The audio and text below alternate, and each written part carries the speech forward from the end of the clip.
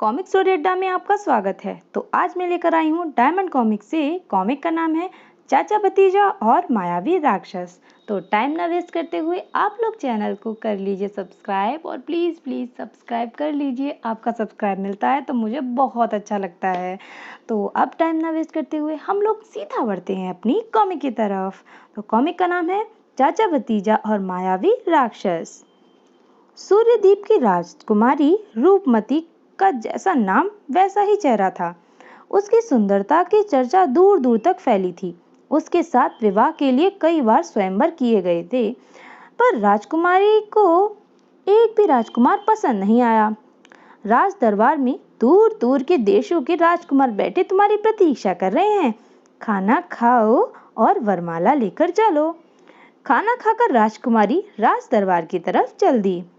उसे देखकर उम्मीदवार राजकुमारों के दिलों की धड़कन बढ़ गई, पर राजकुमारी रूपमती बिना किसी को वरमाला पहनाए वापस लौट गई।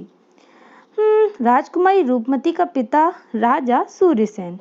ओह, यह 8वां स्वयंवर था। राजकुमारी को इसमें भी कोई राजकुमार पसंद नहीं आया। इधर राजकुमार क्रोधित हो उठे। यह हमारा अपमान है। सारा राज दरबार विपदा में डूब गया। राजकुमारी रूपमती अपने शयन कक्ष में लेट गई। मीलों दूर जादूगर काल भैरव अपने तिलस्मी किले में। मैं अभी तक कुंवारा हूँ क्योंकि मैं दुनिया की सबसे सुंदर राजकुमारी से विवाह करूंगा। ही यह मुंह और मसूर की दाल कभी अपनी शक्ल शीशे में देखी है? मूर्ख पंछी, तू मेरा खाता है और मेरी ही खिल्ली उड़ाता है। मैं लाख बदसूरत सही, पर शादी मैं सबसे सुंदर महिला से ही करूंगा। तू ऐसी किसी रूपसी का नाम ले, अगर मैंने उसे अपनी पत्नी ना बताया तो कहना। बदसूरतों के बादशाह सुन, सूर्यदीप की राजकुमारी रूपमती दुनिया की सबसे सुंदर तरुणी है। अगर तू उसे अपनी पत्नी बना सके तो बना कर दिखा। बस अब मैं चला उस राजकुमारी से विवाह करने। और जादूगर काल भैरव सूर्यदीप की ओर चल दिया। काल भैरव राजा सूर्यसेन के दरबार में। राजा सूर्यसेन, तुम्हारे लिए खुशखबरी। मैं दुनिया का सबसे बड़ा जादूगर काल भैरव तुम्हारी बेटी रूपमती से शादी करने आया हूँ। हा हा हा हा हा हा हा हा हा हा। इससे बड़ा मजाक हमने कभी नहीं सुना। काल भैरव, अगर मेरी बेटी को तुमसे ज्यादा बदसूरत वर न मिला तो वह जरूर तुमसे शादी कर लेगी। मेरा अपमान? ठीक है, मैं तुमसे निपट लूंगा। कुछ दिन बाद राजकुमारी रूपमती का जन्मदिन आया। सारे राजमहल में खुशी की लहर दौड़ गई। राजकुमारी, जन्मदिन मुबारक हो। दूर दूर देश के व्यापारी तोहफे लेकर आए। यह ढाका की मलमल है, पूरा थान अंगूठी से निकल जाता है। और यह तुर्किस्तान के मोतियों का हार, कबूल फरमाएं। उधर काल भैरव के तिलस्मी किले में आज राजकुमारी रूपमती का जन्मदिन है। तुम बधाई देने नहीं जाओगे? जरूर जाऊंगा। और काल भैरव मंत्र पढ़ता है, शिन शिन शू। तुरंत काल भैरव एक व्यापारी के रूप में बदल गया। अब राजकुमारी रूपमती को बधाई दे आऊं। और राजकुमार राजमहल में, राजकुमारी, जन्मदिन का यह उपहार मेरी तरफ से कबूल करो। राजकुमारी ने डिब्बे को ज्यों ही खोला, आहा, खिलौना। खिलौने को ज्यों ही जमीन पर रखा तो वह नाचने लगा। वाह, बहुत खूबसूरत। खिलौने का नाच देखते देखते राजकुमारी रूपमती थक कर सो गई। आधी रात को जादुई खिलौने हरकत हुई और उससे एक विशाल आकार ले लिया। वह राजकुमारी की तरफ बढ़ा और उसे उठाकर चल दिया। राजकुमारी रूपमती अचानक जाग गई। बचाओ! राजकुमारी की चीख ने महल की दासियों को जगा दिया। सिपाहियों, एक बड़ा दानव राजकुमारी को लिए जा रहा है। पलक झपकते ही राजा सूर्यसेन की फौज दानव को मारने दौड़ पड़ी। सिपाहियों ने दानव पर भालों से वार किया, लेकिन सारे भाले दानव से टकराकर नीचे गिर पड़े। तब दानव ने धीरे धीरे जमीन पर ऊपर उठना शुरू किया। वह राजकुमारी को लिए आसमान में उड़ा जा रहा था। कहीं हम सपना तो नहीं देख रहे? दानव अपने मालिक काल भैरव के तिलस्मी किले में पहुंचा। शाबाश, तुमने सचमुच बड़ा अच्छा काम किया है। राजकुमारी रूपमती को लेकर बिस्तर पर डाल दिया। घबराओ नहीं राजकुमारी। तुम मुझे यहाँ क्यों लाए हो? तुम्हें जबरदस्ती लाने की जरूरत ना पड़ती यदि तुम्हारा पिता मेरे साथ तुम्हारी शादी करने को राजी हो जाता। इसकी बजाय मैं सूर्यद्वीप गया तो तुम्हारे दरबारी ने मेरी खिल्ली उड़ाई। तुम्हारे पिता ने मुझे बदसूरत कहा। अब तुम्हारे लिए सिर्फ एक ही चारा है, मुझसे शादी। यह व्यक्ति बदसूरत होने के साथ क्रूर भी है। मुझे सूझबूझ से काम लेना चाहिए। मुझे कुछ सोचने का समय दो। कितना? 7 दिन। ठीक है, पर याद रखना फैसला मेरे हक में होना चाहिए, नहीं तो मेरा जादू सब कुछ करने की क्षमता रखता है, तुम्हारी सुंदरता खत्म करने की भी।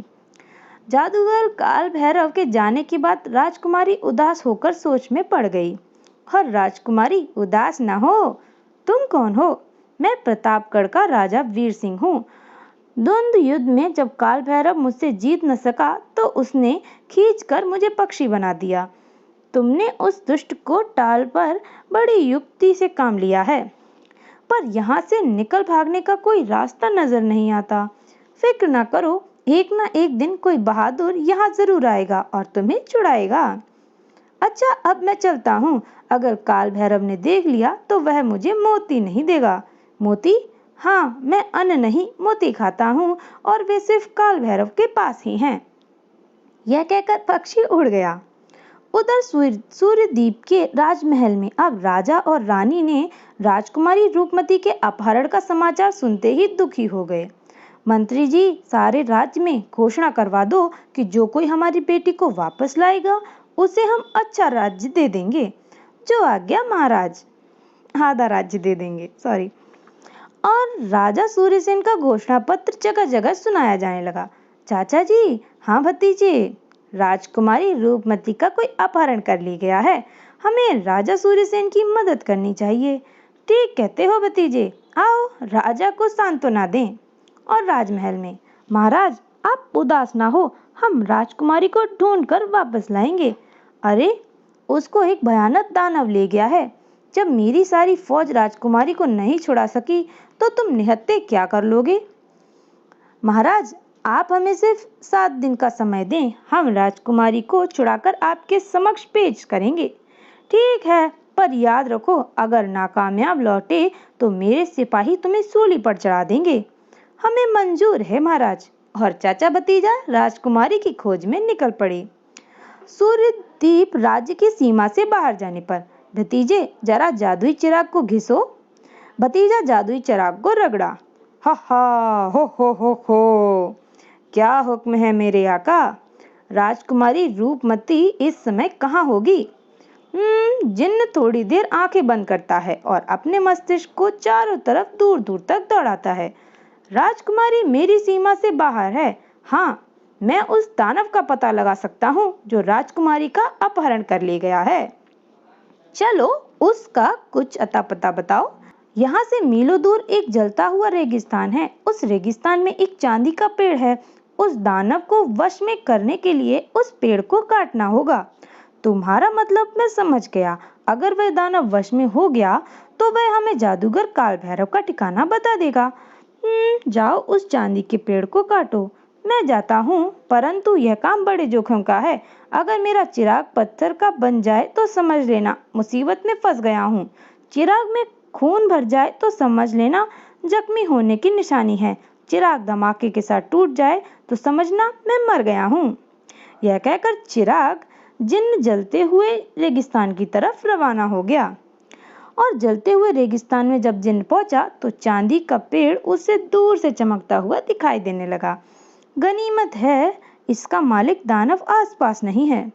पर ज्यों ही जिन्न उस पेड़ के करीब आया, तुम इसे उखाड़ने आए हो? मैं अभी तुम्हें मजा चखाता हूँ। टिशुम आ आसमान में जिन्न और चांदी के पेड़ के दानव की भयंकर लड़ाई शुरू हो गई।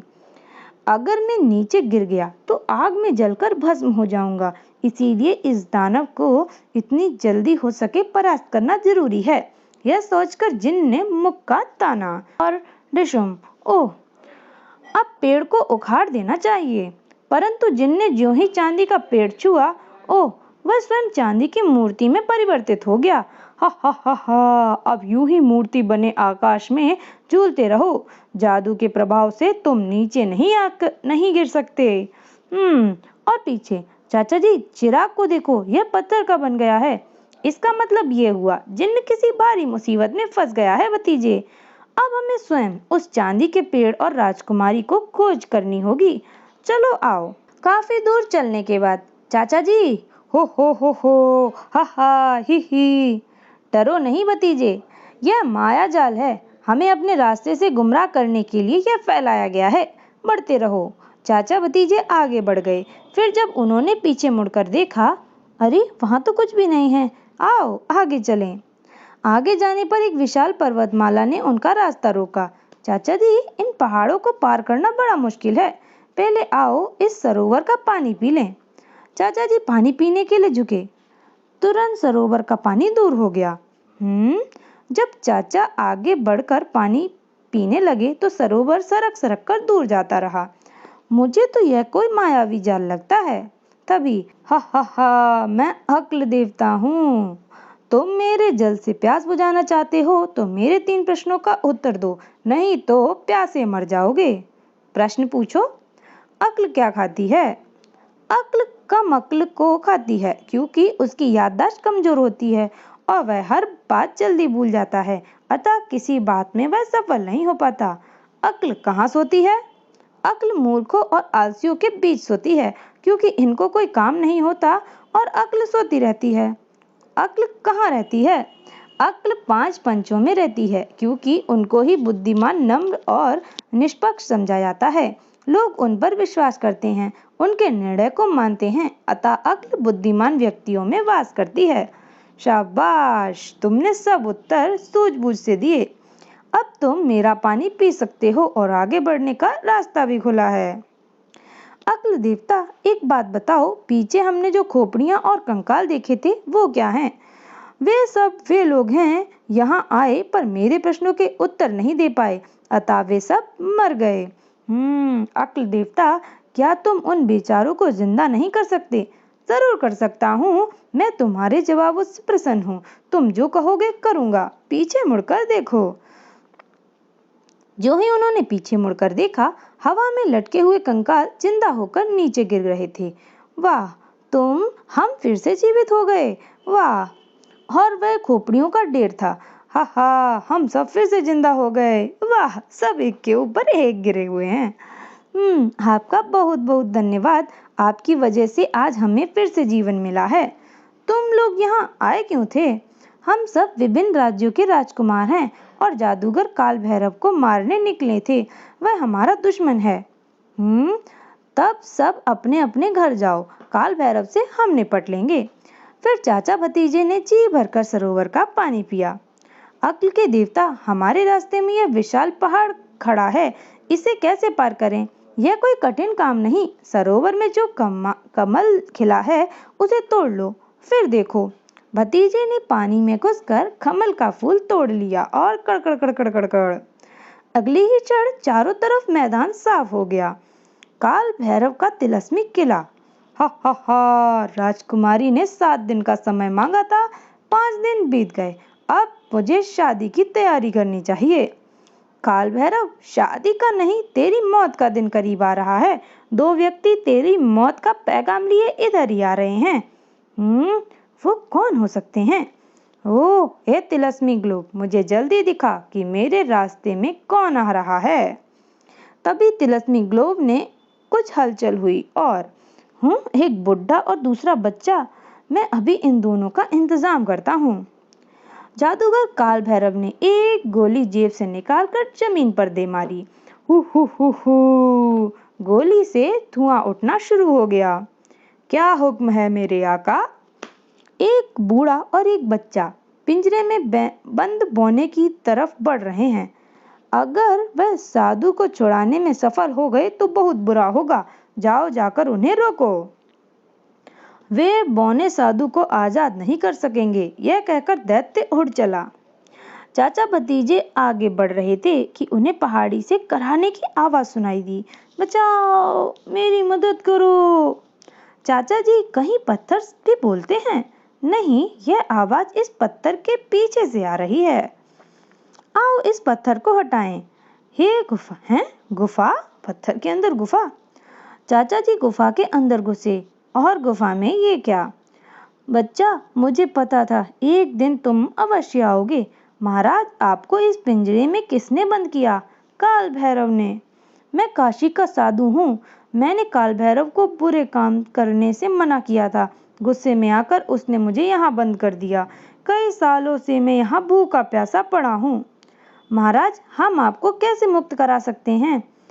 उस पत्थर पर एक सोने की कुल्हाड़ी पड़ी है। यह पिंजरा केवल उसी से टूटेगा।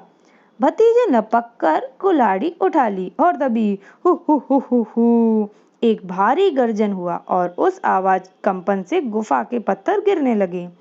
सत्यानाश! काल भैरव का दैत्य आ गया। उसे कैसे मारा जा सकता है? उसकी जान उसके दाएं सींग में है। अगर कोई उसके दाएं सींग को काट दे तो वह दैत्य वहीं का वहीं ढेर हो जाएगा। दैत्य ने अपना आकार छोटा करके गुफा में प्रवेश किया और गुफा में आते ही उसने फिर से अपना विराट रूप धारण कर लिया। भयानक दैत्य और भतीजे अब आमने सामने थे। मच्छर, अब मरने के लिए तैयार हो जाओ। तब भतीजे ने निशाना बांधकर कुल्हाड़ी फेंकी। आह, मर गया, बचाओ! सींग टूट गया और सींग के कटते ही दैत्य धराशायी हो गया। शाबाश बच्चे! भतीजे ने फिर कुल्हाड़ी उठाई और पिंजरे की सलाखों को काट डाला। साधु अब आजाद था। तुमने मुझ पर एक बड़ा एहसान किया है जिसे मैं कभी नहीं भूलूंगा। तीनों गुफा से बाहर आ गए। साधु महाराज, हम राजकुमारी रूपमती को काल भैरव के पिंजरे से कैसे छुड़ा सकते हैं? उधर जादूगर काल भैरव अपनी 3 रक्षक पुतलियों के सामने खड़ा था। ए तीनों पुतले मेरी शक्ति हैं। इनकी मदद से मैं सारी दुनिया को जीत सकता हूँ। तभी एक पुतला जमीन पर गिर पड़ा। हैं? यह क्या? धम! इसका मतलब उस बुड्ढे और बच्चे में एक रक्षक को मार दिया है। रक्षक नंबर 2, जाओ उस बुड्ढे और बालक का खात्मा कराओ। जो हुक्म मेरे मालिक। पुतले ने अपना आकार बढ़ाना शुरू कर दिया और वह राक्षस दानव उड़ चला चाचा और भतीजे को मारने। उधर बौना साधु, चाचा और भतीजा काल भैरव को मारने के लिए पहले तुम्हें उस रक्षक नंबर 2 को मारना पड़ेगा। हाँ, हम जानते हैं उस रक्षक दानव की जान जलते रेगिस्तान में खड़े चांदी के पेड़ में है। ठीक है। बौने साधु ने हवा में हाथ लहराया और एक शीशी उनके हाथ में आ गई। इस शीशी के पानी की 2 बूंदें जलते रेगिस्तान में डाल दो, उसकी आग बुझ जाएगी। बौने साधु ने दूसरा हाथ हवा में लहराया। यह जादुई कालीन तुम्हें उस जलते रेगिस्तान में ले जाएगी। रक्षक नंबर 2 को मारने के पश्चात उसका सिर जिस तरफ गिरे उसी तरफ काल भैरव का किला होगा। यह याद रखना, काल भैरव की जान एक छोटी सी चिड़िया में है, इसीलिए पहले उस चिड़िया को मारना जरूरी है। अब जल्दी जाओ। अगर चांदी के पेड़ को काटने से पहले उस दानव वहां पहुंच गया तो वह तुम्हारे लिए बड़ी भारी मुसीबत खड़ी कर देगा। जलता रेगिस्तान, वह रहा चांदी का पेड़। अपना चिराग का जिन्न भी वहां हवा में लटका रहा है। शीशी में से चाचा ने पानी की 2 बूंदें रेगिस्तान में गिराईं और जमीन पर उतरते ही भतीजा चांदी की पेड़ की तरफ लपका और तभी, खबरदार नादान बालक, रुको, वरना तुझे अभी हड्डियां समेत चबा जाऊंगा। पर भतीजा घबराया नहीं और एक ही भरपूर हाथ से ओ खटाक! ओह, मुझे काट डाला और दानव कट गया। चांदी का पेड़ कटते ही जिन्न ने फिर से जान आ गई। हर हर महादेव!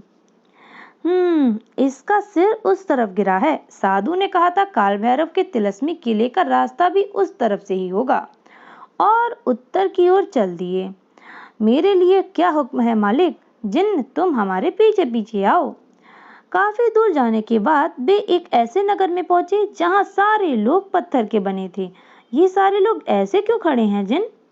इन सब नागरिकों को काल भैरव ने जादू से पत्थर बना दिया है। अगर आप अपनी शीशी की 2 बूंद पानी इन पर फेंकोगे तो सभी लोग जीवित हो जाएंगे। चाचा ने जेब से शीशी निकाली और पानी की बूंदें उन पर टपका दी, उस नगर पर टपका दी। आहा, मैं फिर से जीवित हो गया। अरे भाई भीम सिंह, आज मेरे घर में दावत है, खाने आना। चमत्कार। चाचा भतीजा और जिन आगे बढ़े। काल भैरव का किला अब ज्यादा दूर नहीं, और उधर काल भैरव अपने किले में। नन्ही चिड़िया, तू इसी पिंजरे में रहना, क्योंकि मेरी जान तुझ में सुरक्षित है, कहीं तुझे कुछ हो ना जाए। काल भैरव, हम दोनों एक दूसरे से बंधे हैं, तुझसे पहले मैं मरूंगी तो खुद कौन मरना चाहता है। शाबाश नन्ही चिड़िया, अब मैं चलता हूँ। राजकुमारी को 7 दिन का समय मांगा था, आज उसका आखिरी दिन है। राजकुमारी अपने कमरे में उदास बैठी थी। रूपमती, उठो, आज 7वां दिन है, खुशी खुशी शादी का लिबास पहनो। काल भैरव, 7वां दिन अभी बीता नहीं, इसीलिए अभी तुम राजकुमारी से शादी नहीं कर सकते। मक्कार पंक्षी, एक दिन से क्या हो जाएगा? बहुत कुछ। एक दिन में बड़े बड़े सम्राट के साम्राज्य टूट जाते हैं। जाओ और जाकर जरा अपने दूसरे रक्षक के पुतले को देखो। काल भैरव घबराया हुआ पुतले के कमरे में आया। हैं? उस बुड्ढे ने, छोकरे ने रक्षक को भी मार डाला, दूसरे रक्षक को भी मार गिराया। रक्षक नंबर 3, जाओ देखो कि किले के अंदर कोई घुसने ना पाए। जो मेरे मालिक। और दानव उड़कर किले से बाहर आ गया। चाचा जी, काल भैरव के किले के रक्षा के लिए विशाल दानव खड़ा है। जिन्न, तुम काल भैरव के इस दानव से भिड़ो, अंदर हम काल भैरव को देखते हैं। 2 पहाड़ों की टक्कर के समान जिन्न और दानव एक दूसरे से टकराए। अब कुल्हाड़ी चाचा ने संभाली। काल भैरव ने लपक कर किले का दरवाजा बंद करना चाहा, पर दोनों आंख झपकते ही अंदर आ गए। काल भैरव, तुम्हारे गुनाहों का बर्तन भर चुका है, अब मरने के लिए तैयार हो जाओ। मुझे मारने वाला अभी दुनिया में पैदा नहीं हुआ है। काल भैरव कुछ बुदबुदाया, उसकी सोने की छड़ी कुल्हाड़ी बन गई। ये संभालो। जब दोनों सोने की कुल्हाड़ियां टकराईं तो बिजली निकली। काल भैरव, उस दुष्ट बुड्ढे को मारो मारो मारो। भागकर कहीं भी जाओ, बच नहीं सकते। लो संभालो वार। चाचा, वार बच गया। ये लो, पिंजरा खुलकर गिर गया। कमबख्त चिड़िया, उड़ जा। कैसे उड़ूं? पिंजरा गिरने से मैं जख्मी हो गई हूँ। और तभी सर्राट, चाचा ने उस पर आक्रमण कर दिया और वो खुद उस चिड़िया पर गिर गया। वह नन्ही चिड़िया काल भैरव के नीचे दबकर मर गई। इसके साथ ही काल भैरव के प्राण भी निकल गए। उधर राजकुमारी रूपमती के कमरे में, ओह, मुझ में कुछ परिवर्तन आ रहा है। लगता है जादूगर काल भैरव मर गया और अगले ही क्षण पंक्षी प्रतापगढ़ के राजा वीर सिंह में बदल गया। राजकुमारी इसी किले में कहीं बंद होगी। क्या आप? हाँ, मैं राजकुमारी रूपमती ही हूँ। सब किले के बाहर आए। मेरे आका, मैंने काल भैरव के दानव को मार दिया है। शाबाश, अब हम सब सूर्यद्वीप की ओर रवाना होंगे। और वे सब सूर्यद्वीप की ओर चल दिए। राजमहल पहुंचकर, महाराज, आप अपनी बेटी को पाकर खुश नहीं हुए? क्या करूं, अब इसकी शादी की समस्या, इसे कोई वर ही नहीं पसंद आता। पिताजी, मैंने अपना वर चुन लिया है, प्रतापगढ़ का राजा वीर सिंह। अब मैं बहुत खुश हूँ। चाचा भतीजे कहाँ हैं? अपनी घोषणा के अनुसार उन्हें आधा राज्य देना है, सूर्यद्वीप राज्य की सीमा के बाहर। चाचा जी, जल्दी जल्दी चलो, बड़ी भूख लगी है। उन्हें राज्य नहीं चाहिए था, उन्हें तो भूख लगी थी। और यहाँ पर होती है ये कॉमिक खत्म। बताइए आपको ये कॉमिक कैसी लगी? मैं मिलती हूँ नेक्स्ट कॉमिक के साथ। तब तक आप लोग चैनल को सब्सक्राइब करना बिल्कुल भी ना भूलिएगा। Thank you.